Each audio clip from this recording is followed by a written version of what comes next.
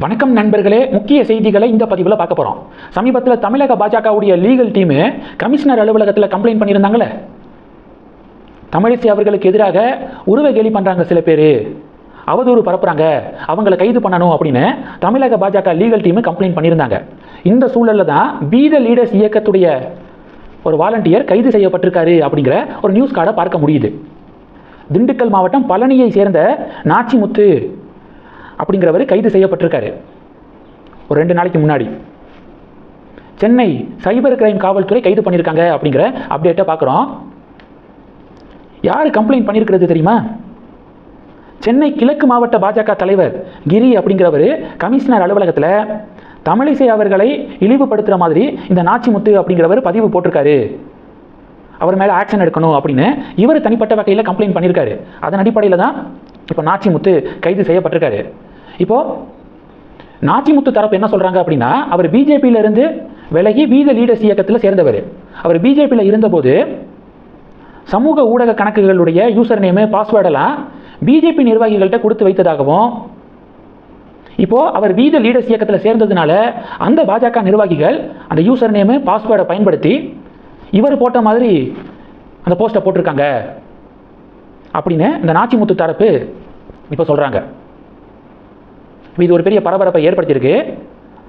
காவல்துறை விசாரிப்பாங்க, உண்மையிலேயே அந்த நாச்சிமுத்து தான் போட்டாரா, இல்லை பாஜகவில் இருக்கிறவங்களே பி த லீடர்ஸ் இயக்கத்துடைய வாலண்டியர் போட்ட மாதிரி இப்படி செட் பண்ணுறாங்களா அப்படிங்கிறத காவல்துறை கண்டுபிடிச்சு ஆக்ஷன் எடுக்கட்டும்.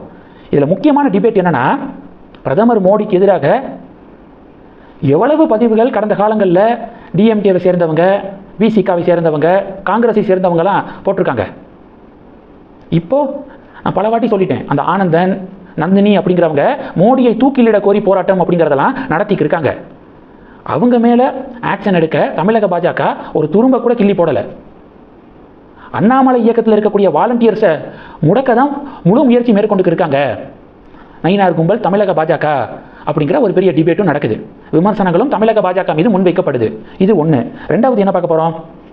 ரெண்டாவது, டெம்பிள் ஆக்டிவிஸ்ட் ரமேஷ் இருக்கார்ல, அவர் பெரிய ஷாக்கிங்கான ஒரு நியூஸை ஷேர் பண்ணியிருக்காரு. அறநிலையத்துறையுடைய வேலை என்ன? ஆக்கிரமிப்பில் இருக்கக்கூடிய கோவில் நிலங்களை மீட்கணும். அதுதான் இந்து சமய அறநிலையத்துறையுடைய முக்கியமான பணி. ஆனால் இப்போ என்ன நடந்திருக்கு தெரியுமா? 4 கோவில்களுக்கு சொந்தமான கோவில் நிலங்கள், 3085 ஏக்கர் கோவில் நிலங்கள் ஆக்கிரமிப்பாளர்கள்ட்டே ஹேண்ட் ஓவர் செய்யப்பட்டிருக்கு அப்படின்னு டெம்பிள் ஆக்டிவிஸ்ட் ரமேஷ் அவர்கள் ஒரு பதிவு போட்டிருக்காரு. எவ்வளவு ஏக்கரு? 3085 ஏக்கரு. அருள்மிகு பாலசுப்பிரமணிய சுவாமி திருக்கோவில் புகழிமலையில் இருக்குது. இந்த கோவிலுக்கு சொந்தமான 214 ஏக்கர் நிலம்.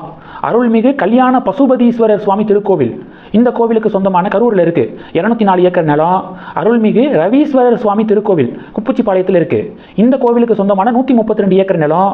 அருள்மிகு விக்குதீஸ்வரர் டெம்பிள் வெஞ்சமாங்கூடலூரில் இருக்குது. இந்த கோவிலுக்கு சொந்தமான 2533 ஏக்கர் நிலம்.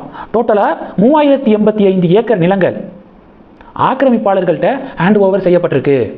இந்த கோவில் நிலங்களில் ரொம்ப வருஷமாக இருந்திருப்பாங்களே, அவங்க நாங்கள் இங்கேயே தொடர்ந்து இருக்க அனுமதிக்கணும், பட்டா கொடுக்கணும் அப்படின்னு சொல்லிட்டுலாம் கவர்மெண்ட்டை அப்ரோச் பண்ணுறாங்க.